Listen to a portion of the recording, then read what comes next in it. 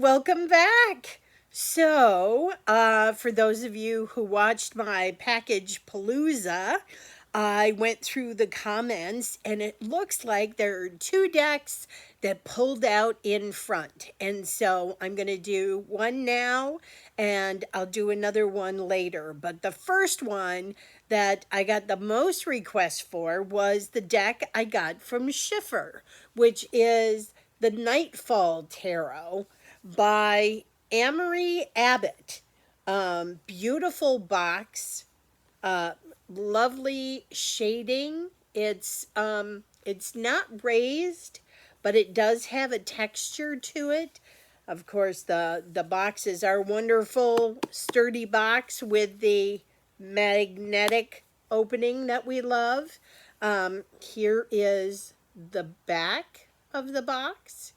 And I'm going to read this. Please forgive me if I still sound stuffy.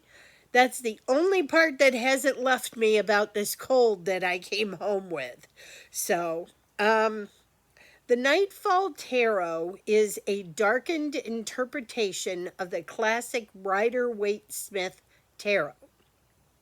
Designed for those new to the world of tarot or longtime practitioners, this 78 card deck stays true to the original meanings developed by Arthur Waite and Pamela Coleman Smith, with some updates to many of the symbols and scenes. Now, this is what got me excited about this deck. Going beyond the original Judeo-Christian themes, this deck also features Norse runes, Icelandic staves, Wiccan designs, and astrology to create a more accessible and multicultural experience. So I'm excited to see how they've incorporated all of those things into this deck. So let's have a look. You open it, you've got Armory's name, our book, and then we have the lovely deck. It has a beautiful night sky on the bottom here. Kind of like the whole deck has like the night sky with the clouds. Pretty cool. So we have a chunky little book here. I'm loving the chunk. 128 pages. So let's see, what do we get in the book here? Lovely quote. Introduction, major, minor, readings, and author's notes. I like it, nice, sweet, and simple. The introduction says, welcome to the Nightfall Tarot.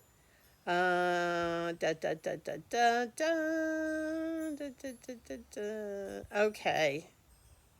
Well, it kind of says the same thing that the back of the deck says. It does say astrology and other chthonic symbols alongside many of the Judeo-Christian motifs, creating a more accessible and multicultural experience of tarot in the 21st century, with darkness being ever present in the Nightfall Tarot's illustrations. Each unique card is tinged with melancholy, pulling you deeper into the shadowy areas of your life and revealing truths in the gray twilight. So each card has so the majors have a black and white of the card. They have keywords, upright meaning, and reversed. And the minors are smaller versions of the cards with the same thing, keywords, upright, and reversed. And then there is, in the back, we have, the 1 card draw reading, the 3 card spread, and then, of course, our iconic Celtic cross that we all know and love. and then the author's note to everything. So pretty good, pretty good. Let me get the little plastic thingy off here. This is a chunky deck, and you can see it's got the silver bling on the side, the silver gilding, which is beautiful. I love the silver gilding, but we all know that's going to chip right off. This is a very chunky deck. I mean, I can't, I don't think I'm going to be able to split this to riffle shuffle. I'm going to have to do it like Ethany does, the corner to corner shuffle. There's already a slight bend in the cards, but I think that's pretty much from sitting in the box. The card stock is nice and thick. It is bendable without being too bendable. I like it. I like it. These are the backs of the deck. And let's get started and see what's happening here. Now, the one thing I noticed that I'm really not fond of are these big black borders. I really would love to see more of the artwork. That's the only thing. If the borders could have been less chunky, I think it would stand out more. So those with visual impairments are going to have to get a little close here, but that was the Fool, our Magician. I love the art. The High Priestess. Now, so far, I am not seeing what, the Empress, additional symbols and things. Could be me, because this is just a first glance walkthrough as I open the deck. The Emperor. I do love the illustrations, though. The illustration is gorgeous. It's really very, very deep and intricate. A lot of shading. Lovers. Chariot.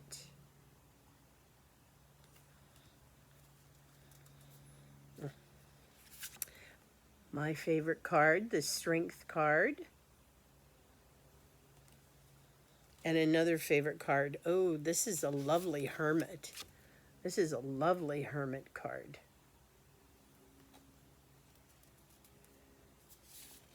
Okay, here's your Norse. But those are not Norse runes, but they are symbols. So there's that. We have Justice.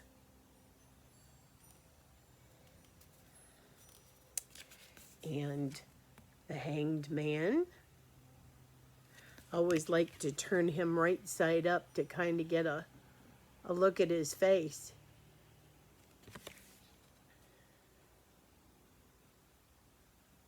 I don't know, he looks rather pleased with himself, just kind of hanging around there. Oh, that is a death card. Wow, that's great. Love it. We have Temperance. Oh, this is a great Devil card too. I love the Devil. That is magnificent. Our Tower card.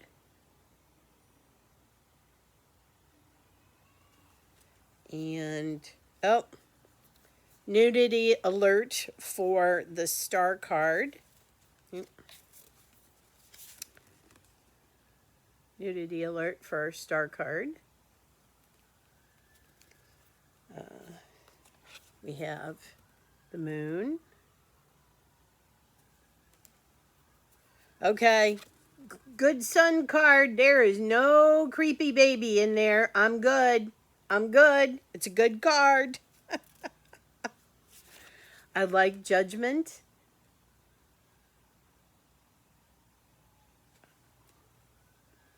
And then we have the World. The majors are really, really lovely. Okay, now we are on to the Ace of Wands. I'm making sure that I'm getting a single card, but the cards are so thick, it almost feels like two are stuck together every time I'm pulling one out. So here is our Two of Wands.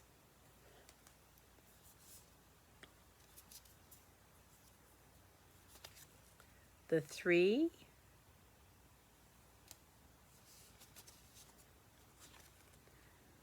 Four.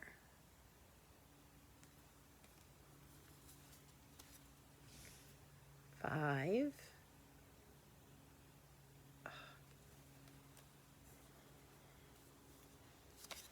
I love the faces. 6.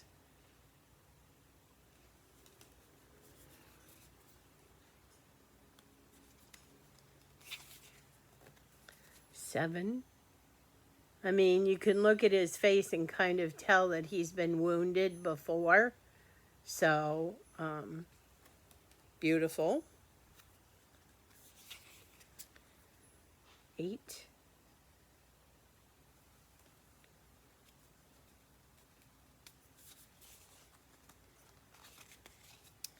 'Oop, that one is kind of stuck.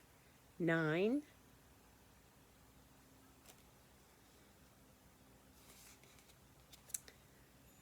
10. Now we have the Page of Wands.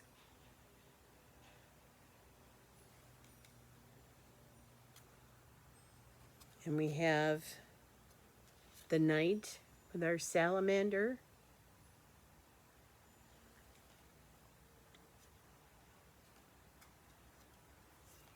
We have the Queen of Wands. And the King of Wands. Okay.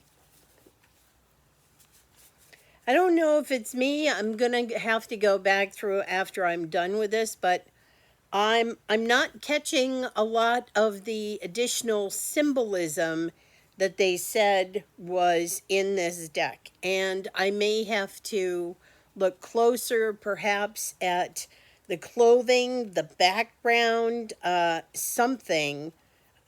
This one does actually have the Ace of Cups has a rune in it. That I see.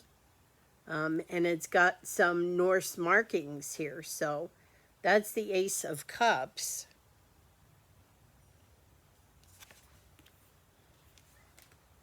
So you're going to have to pay very close attention to seeing some of the additional symbology with this. 2 of Cups.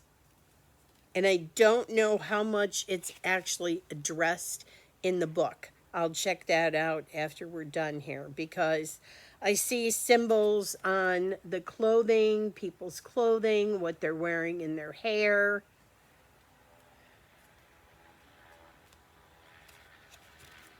There's the 4. And I don't know how much of that might be a symbol or how much of that is just a design choice.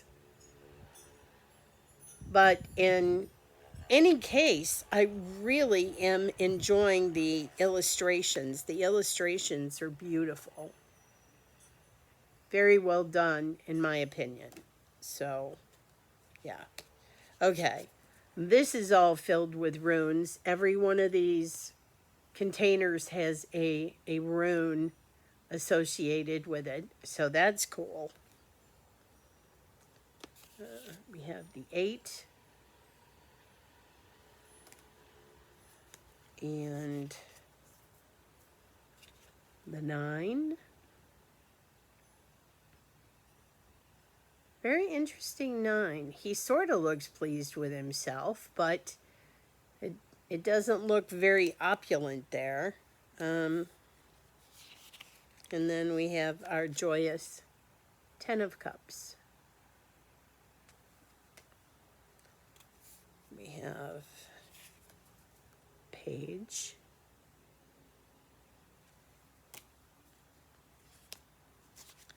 The Knight.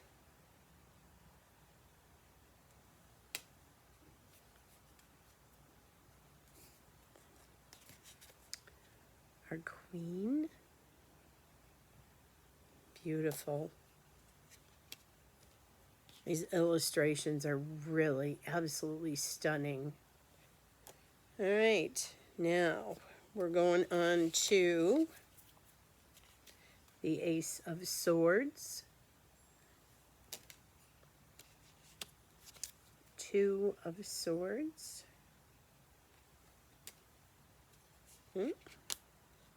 Now the 3 has what looks like a double rune. Might be a double, or it could be a triple rune as a sigil on the 3. There's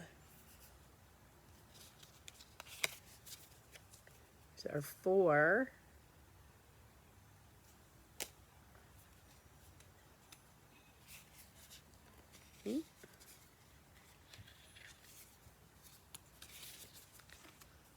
Oops. 5. 6.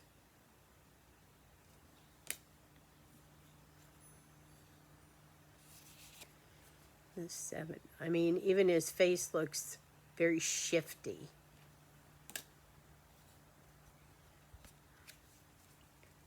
8.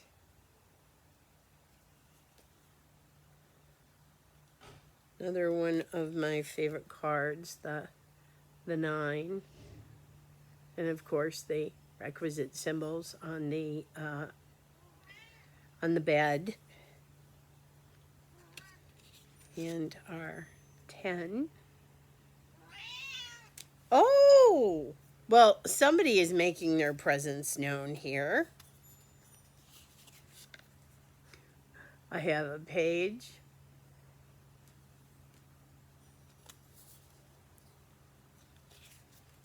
The Knight.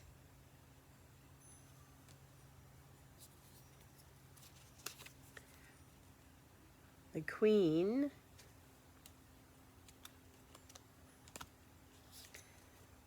And the King. I love it. Okay, we are getting on to our last suit here. Let me try and get these back together. Okay. And we have our Ace of Pentacles. I love the idea of the cabin. Our 2. And 3.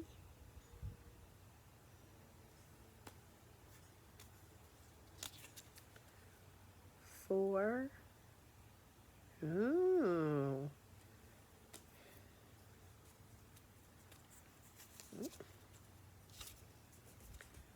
5.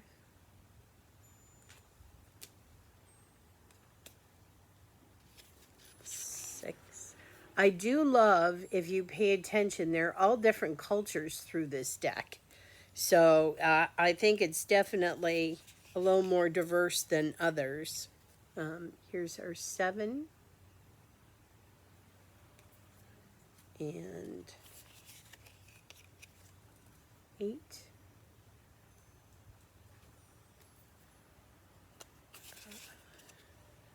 9.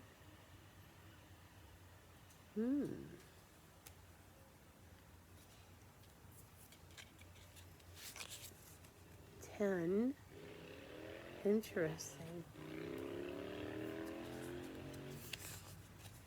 I have our page, the knight,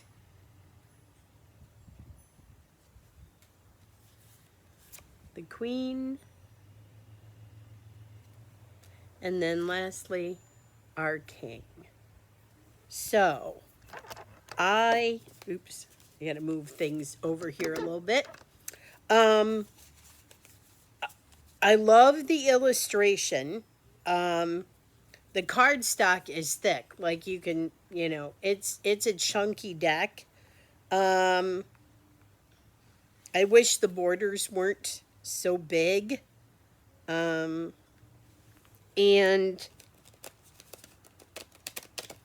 yeah, it's a little stiff in the shuffle department. And it's one that's going to be a little on the chunky side when you go to hand over hand. It's going to break into chunks instead of individual. Hopefully that wears off with some use maybe, but right now you're really going to have to, break it in. Break it in, use it, break it in. I definitely am going to have to take a closer look for some of the symbology in here because a lot of it was lost on me. I wanted to see, let's pick a random card here. So I've got the Eight of Swords. The Eight of Swords here. Let's see what the book says about the Eight of Swords. If that gives any clues. So, the Eight of Swords. Gaslighting, feeling helpless, oppression. A woman crouches at the shore, blindfolded and wrapped in ribbons, as the tide comes in. Let me do this. As the tide comes in, a wall of swords line her sides, an illusion of entrapment as a shadowy figure watches from a distant hilltop. Without her sight, the woman cannot see that her bonds are loose, the swords are not a cage, and that she may break free at any time. To escape, she must sense beyond what can be seen and trust her intuition. So, it doesn't say anything about any other kinds of symbols. And man, if they had not mentioned the man, look at that teeny tiny figure there. I would not have noticed that someone was watching her. So take time to get to know the deck. I say use it. Good cardstock, gorgeous images.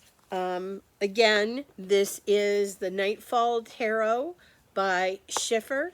I will link down below where you can get your copy. If you already got a copy, let me know how you like it. What do you like about it? What you don't like about it?